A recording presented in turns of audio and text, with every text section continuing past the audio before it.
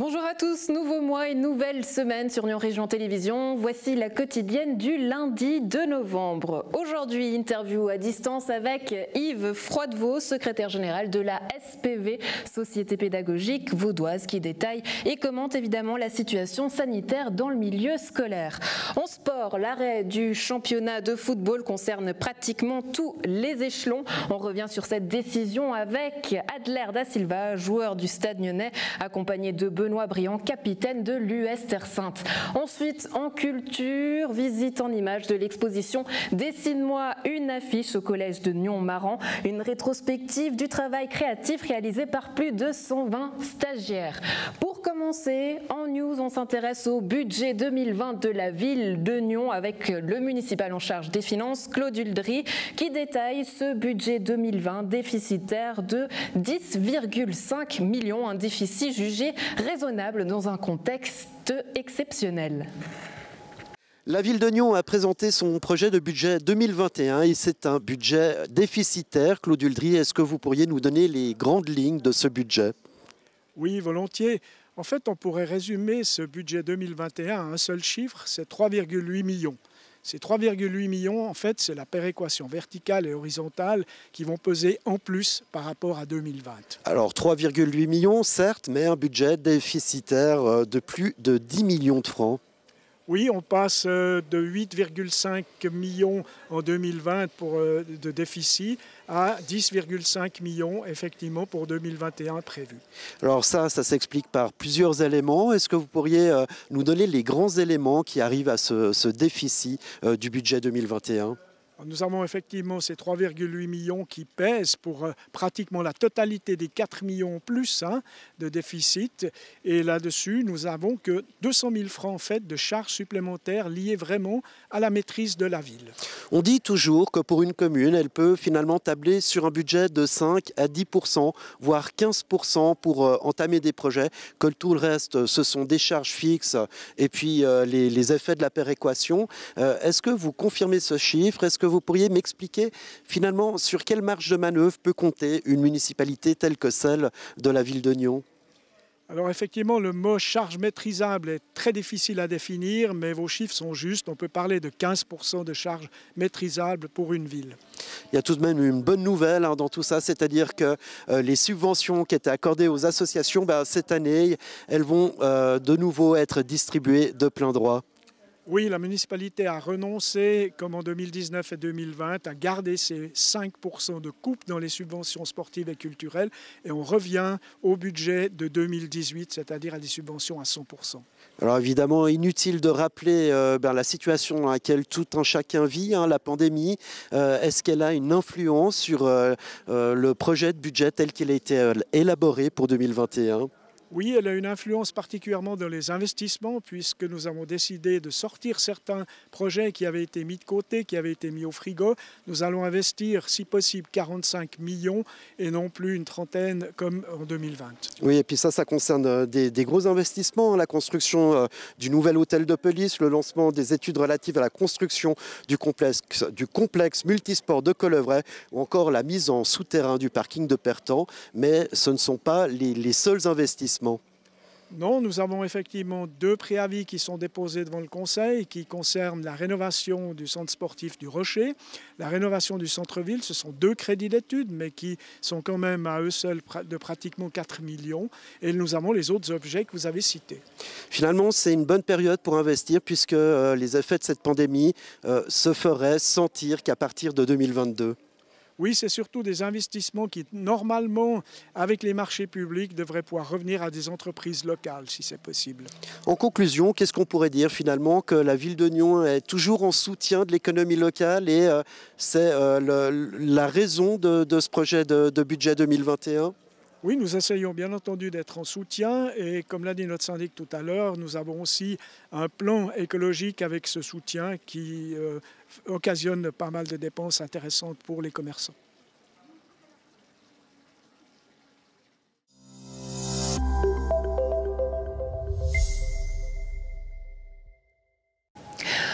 s'intéresse aujourd'hui aux mesures sanitaires dans les écoles vaudoises avec la SPV, la Société pédagogique vaudoise. Depuis le vendredi 30 octobre, les enseignants pour tous les degrés primaires et secondaires ainsi que tous les intervenants en milieu scolaire ainsi que tous les élèves dès la 9e sont tenus de porter le masque en tout temps dans les bâtiments de l'établissement. Yves Froidevaux, bonjour, merci d'être avec nous à distance. Bonjour, merci de l'invitation. Avec grand plaisir en quarantaine, mais vous êtes en bonne santé? Tout va bien, effectivement. Voilà qui est une bonne chose. Voilà ces mesures depuis le vendredi 30 octobre. On voit des mesures qui évoluent très vite. De quel œil est-ce que vous, la SPV, vous voyez ça? Le but de ces mesures, c'est de tout faire pour éviter la fermeture des écoles. Et je crois que ce but-là, nous, on le partage entièrement. On a fait, même avant le département, le bilan que l'école à distance, ça n'a pas très bien fonctionné. Ça n'a pas très bien fonctionné pour beaucoup d'élèves et qu'on a des situations de décrochage scolaire, des retards dans les apprentissages et que ça pose un problème. Donc il faut vraiment tout mettre en place pour éviter de revenir à ces situations. Et les mesures qui ont été prises vont dans ce sens-là. Je pense que c'est favorable. Maintenant, ça pose certaines difficultés, et notamment le port du masque permanent pour les enseignants, chez les petites classes notamment. Ce port du masque, justement, vous aviez fait une enquête début septembre avec plus de 500 réponses qui mettaient justement en évidence que le port du masque il est considéré comme étant difficile dans le contexte de l'enseignement. Pourquoi ? Alors il est difficile parce que notamment chez les jeunes élèves, de pouvoir voir les lèvres de l'enseignant quand il raconte une histoire, quand il donne des explications, c'est important. C'est aussi important pour les élèves allophones qui apprennent le français. C'est encore plus important pour les élèves sourds qui utilisent la lecture labiale pour leur compréhension. Donc ça c'est peut-être d'abord pour les élèves que ça pose des difficultés, puis ensuite pour les enseignants aussi, puisqu'en parlant toute la journée devant une classe avec un masque, on le voit et cette étude le montre aussi, il y a des problèmes de santé au niveau des cordes vocales qui sont très fatigués en fin de journée. Les enseignants sont déjà sujets à ce genre de problème, mais là c'est amplifié et effectivement on se fait des soucis. Il faut pas qu'il y ait trop d'absence, il y aura déjà pas mal d'absents en raison du Covid. Il faut que le système puisse fonctionner et c'est un défi aussi d'avoir des enseignants pour les classes en permanence pour ne pas fermer l'école. Vous avez abordé plusieurs aspects intéressants, les lacunes, les absences, mais j'aimerais rester sur ce fait du port du masque. Ce que vous nous dites, si je puis lire entre les lignes, c'est que vous n'êtes pas totalement du coup satisfait des mesures prises par le canton et la Confédération. Alors, le monde ne s'est jamais prononcé sur les questions sanitaires et on n'a pas la compétence de savoir quel est l'impact du port du masque dans une classe, combien de situations ça pourrait éviter, mais on estime qu'on doit aussi se poser dans la balance, mesurer aussi les inconvénients de cette approche. Et l'idée, ce serait peut-être d'assouplir à certains moments et de pouvoir, par exemple, lire une histoire chaque matin sans le masque, et puis ensuite on aère la classe. Donc il y a peut-être quelques pistes qui resteraient sûres dans l'approche et qui permettraient à quelques moments de retirer ce masque pour les apprentissages et pour favoriser les apprentissages des élèves. Il faut que l'école reste l'école pour tous les élèves et il faut vraiment favoriser aussi la communication et beaucoup passe par la bouche chez les petits. Ouais. Mais est-ce que vous avez moyen justement de négocier avec les autorités? Est-ce que vous êtes en contact avec eux régulièrement?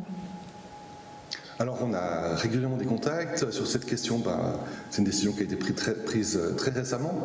Donc nous, on va solliciter un rendez-vous pour pouvoir en discuter, voir s'il y a des possibilités, dans le respect des mesures sanitaires, de léger assouplissement qui permettrait effectivement de tenir compte de ça. Donc oui, notre travail, c'est aussi évidemment le relayer, parce qu'on est aussi une courroie de transmission entre les enseignants et puis les autorités politiques et les autorités administratives.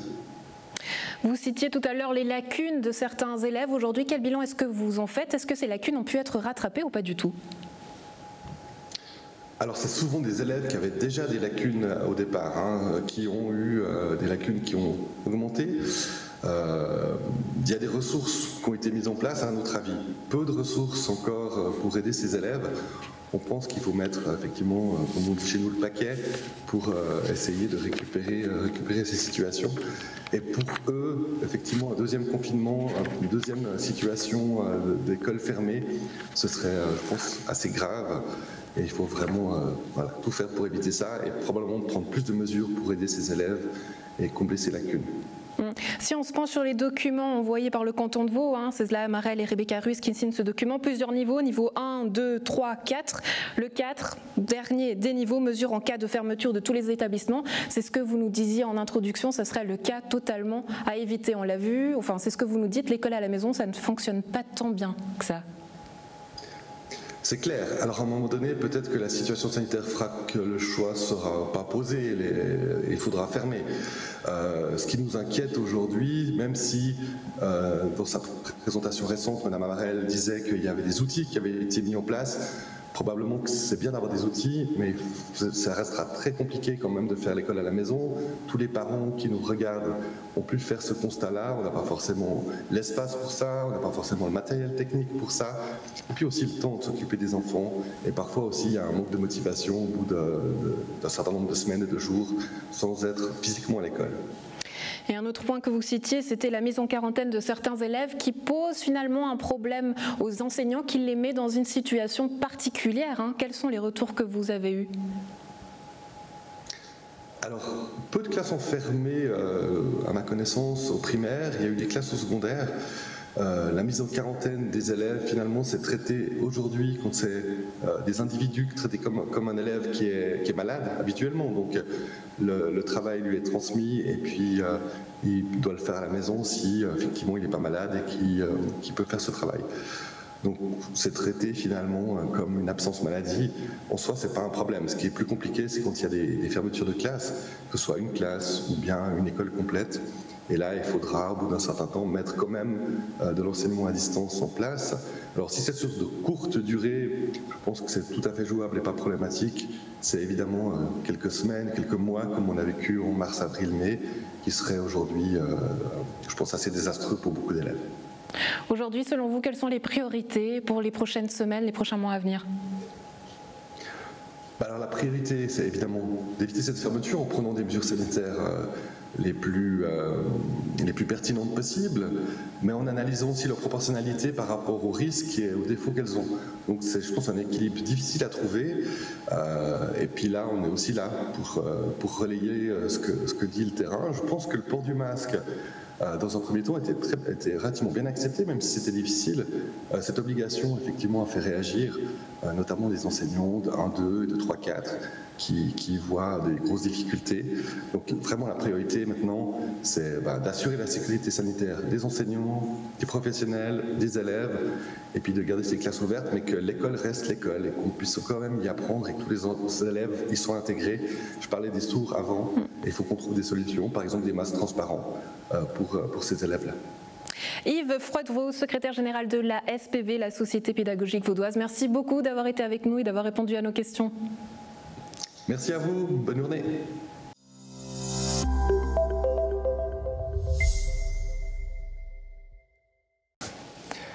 Le monde du sport est évidemment fortement bouleversé par la situation pandémique actuelle et le football n'en fait pas exception. Adler da Silva et Benoît Briand, bonjour messieurs, merci d'être parmi nous. Salut.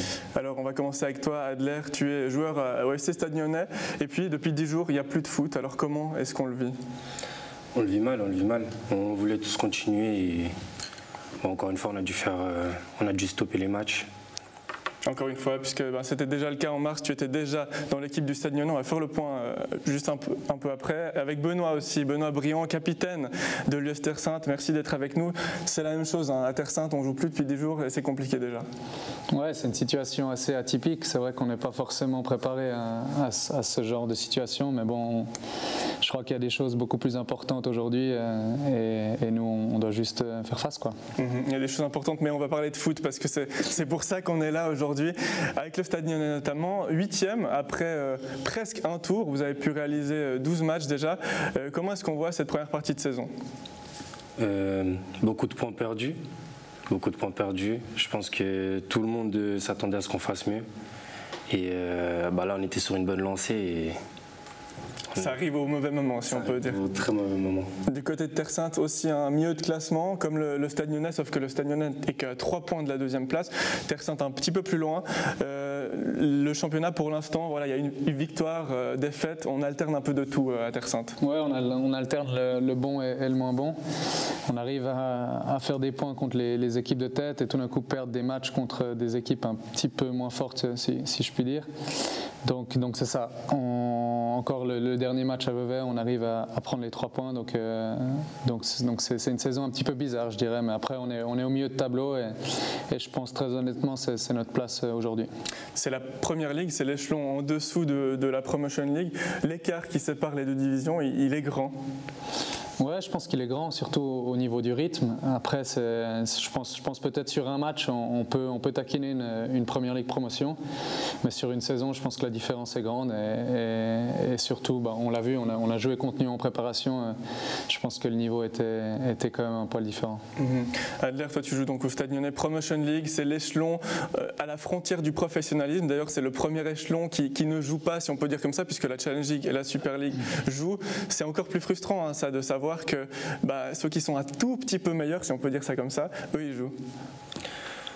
Ouais, c'est sûr, vu qu'il y en a certains dans l'équipe qui veulent être pro ou redevenir pro, et du coup ça coupe tout le monde, vu que vous êtes en passe de faire éclore aussi quelques jeunes joueurs. Il y a Idriss Bega qui s'en sort très bien, Adler toi aussi. Pour vous, actuellement, la situation 18 points au classement, elle n'est pas satisfaisante. Vous auriez voulu faire encore mieux? Ouais, beaucoup mieux. On pourrait rajouter au moins 5-6 points à ça. Et qu'est-ce qu'il faut faire? Qu'est-ce qu'il faut changer au sein de l'équipe pour faire mieux? Il n'y a plus rien à changer en fait maintenant, parce que maintenant ça se passe bien, c'est ça? Non, on peut toujours faire mieux. On savait qu'on devait être plus efficace. Après, c'est clair que Idriss et moi, on a eu beaucoup de réussite sur la fin. Du coup, ça nous a apporté beaucoup de points. Mais c'est juste ça. Il fallait qu'on soit efficace et après, on sait ce qu'on a à faire. Du côté de Terre Sainte, qu'est-ce qui manque? Peut-être un peu de constance, parce qu'il y a trop de passages à vide de temps en temps. C'est une bonne question de savoir ce qui manque, je pense. Mais après, il faut mentionner aussi qu'on a perdu 3-4 cadres durant l'intersaison ou durant l'été. Et du coup, on a un groupe jeune, donc c'est peut-être aussi la raison. On gagne des matchs et peut-être on s'enflamme un petit peu vite et du coup, on perd très rapidement après sur des matchs un petit peu bêtes. Donc je dirais c'est peut-être gagner en maturité et avoir ce groupe soudé qui peut battre à peu près n'importe quelle équipe. Est-ce qu'elle a un objectif, l'équipe de Terre Sainte? Pour l'instant, au milieu de classement, pas vraiment inquiété par le bas, mais quand même trop loin du haut. Bon, après, si tu joues au foot sans objectif, c'est pas vraiment très challenging. Je pense que tu veux toujours aller taquiner les finales, mais je pense qu'il faut déjà qu'on se sorte de cette zone de relégation très rapidement et après prendre match après match en regardant si tout d'un coup on peut aller taquiner les finales. Mais je pense qu'il faut déjà se sortir de cette zone de relégation et puis après on verra bien. Ouais. Oui, vous êtes toujours un petit peu en danger puisque à partir de cet été, le règlement a été changé et le règlement stipule que si la moitié des matchs sont effectués, le championnat sera validé et donc il y aura des promotions, relégations.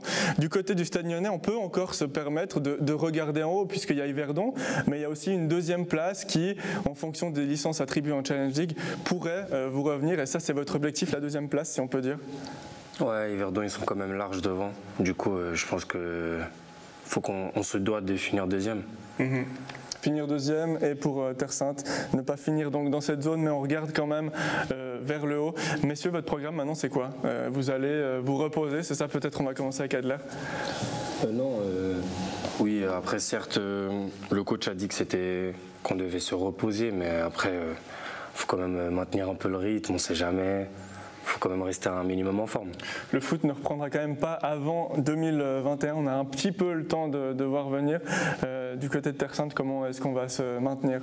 Bon, après, on se maintient un peu comme on peut, mais c'est peut-être aussi l'occasion de faire un peu différents sports qu'on n'a pas forcément l'occasion de faire pendant la saison avec les entraînements. Mais je pense que se maintenir, on le fera de toute façon et on suivra un peu les nouvelles au jour le jour. Toi, Adler, tu vas continuer à garder le contact avec le ballon pour garder le sens du but, peut-être? Sortir sur un terrain. Déjà, je ne sais même pas si on peut aller sur les terrains. Ouais, il y en a peut-être qui sont fermés, effectivement. Enfin, moi qui habite à Genève, je ne sais pas. Et je sais quand il y a eu le premier confinement, on n'avait pas le droit d'aller jouer au foot. Et ils interdisaient l'accès au stade.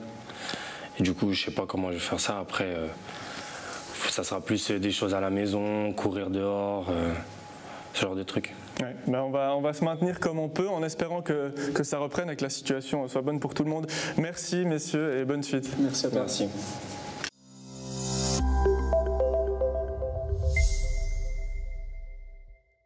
Dessine-moi une affiche, c'est le travail de plus de 120 stagiaires à la découverte du métier de graphiste chez Vincent Zubiger à Nyon. Jusqu'au 8 novembre, au Collège de Maran, une exposition retrace les créations de ces stagiaires autour du thème Caribana. À noter que les bénéfices tirés de la vente iront en faveur de Projet, une association de la région active dans l'accompagnement des jeunes à la recherche d'orientation professionnelle.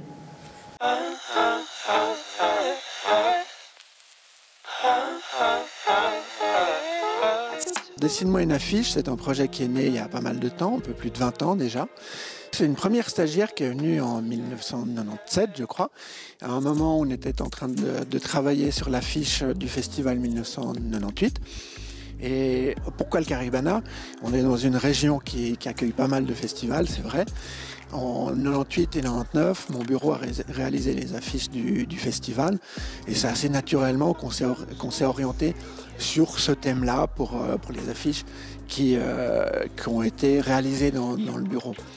Et ce qu'on va présenter dans cette exposition, c'est le fruit du travail de ces 123 stagiaires en l'occurrence, qui ont tous travaillé sur un thème commun, c'est-à-dire une affiche pour un festival de musique.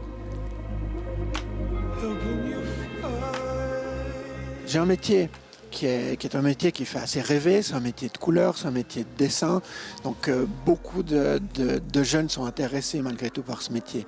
Donc on est très souvent sollicité pour des stages, ça c'est une chose, mais j'ai toujours eu envie dans mon atelier de pouvoir accueillir, de transmettre. On forme des apprentis également, de pouvoir transmettre une passion d'un métier.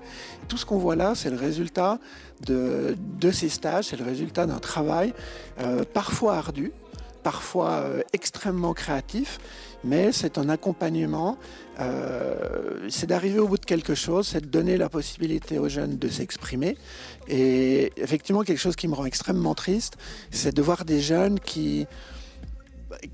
déscolarisés, qui n'ont pas pour lesquels l'avenir semble complètement noir.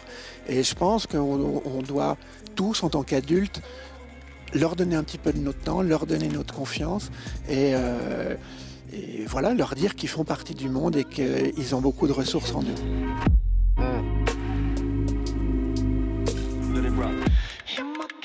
Voilà, donc ici, voilà les deux toutes premières affiches qui ont été faites pour le festival 1998.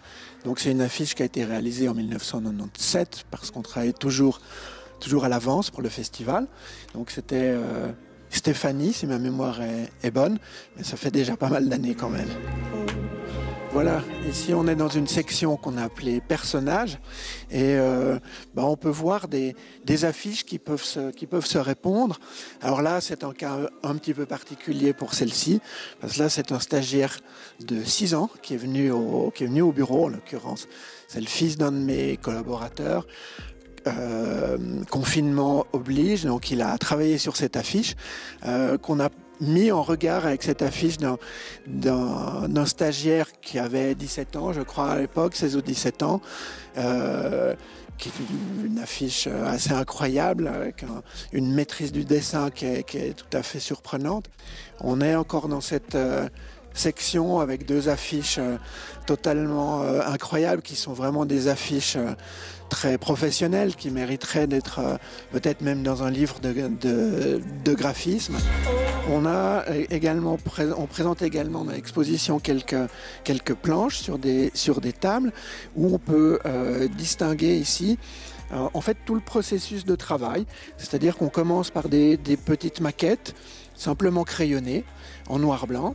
On prend des notes, on commence à mettre un petit peu de couleur pour arriver ensuite à réaliser une affiche qu'on voit en l'occurrence là derrière. Ce qu'on montre également, c'est une galerie de portraits des stagiaires qu'on a photographiés.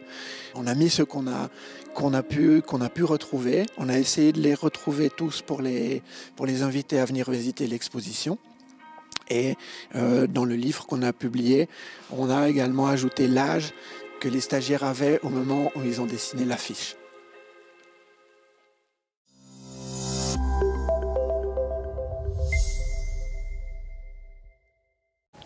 C'est tout pour la quotidienne du lundi 2 novembre. Un plaisir d'avoir été en votre compagnie. Bonne suite de programme. À demain.